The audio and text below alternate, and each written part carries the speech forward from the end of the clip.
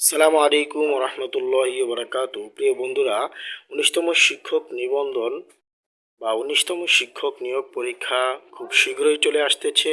তোমরা সেখানে ভালো করার জন্য, প্লিতে ভালো করার জন্য অবশ্যই ভালো করে বিগত এনটিআরসি কর্তৃক পরীক্ষাগুলোর বা প্রিলিগুলোর খুব সুন্দরভাবে প্রস্তুতি নিতে হবে, অন্যথায় ভালো করা সম্ভব নয়।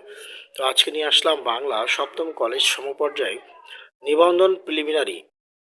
তো শুরু করা যাক। তেপান্তর কোন সমাসের উদাহরণ? দ্বিগু। উপপদের সাথে কৃদন্ত পদের যে সমাস হয় তাকে কোন সমাস বলে? উপপদ তৎপুরুষ। কোনটি বহুব্রীহি সমাসের উদাহরণ? বিমনা।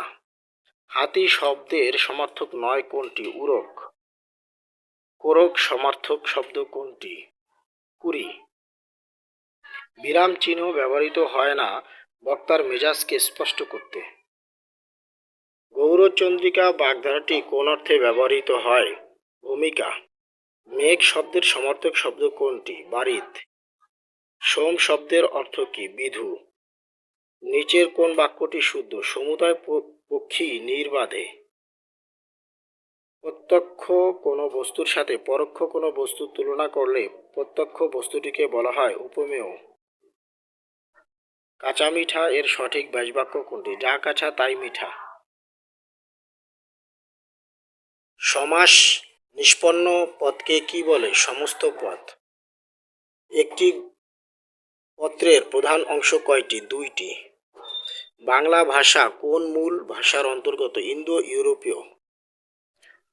শুদ্ধ বানান গুচ্ছ নির্ণয় করুন। আকাঙ্ক্ষা, গ্রামীণ, দরিদ্র। শুদ্ধ বানান কোনটি? দুরন্ত।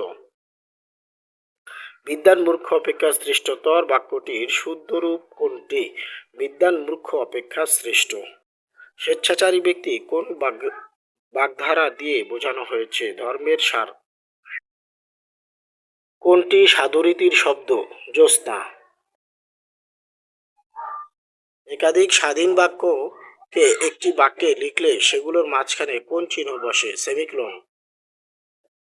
দ্বিগু সমাসে কোন পদ প্রধান? পরপদ। নবপৃথিবী এর সঠিক ব্যাসবাক্য কোনটি? নব যে পৃথিবী। শুদ্ধ বানান কোনটি? সান্ত্বনা। সাধু ও চরিত রীতিতে অভিন্ন রূপে ব্যবহৃত হয় অব্যয়।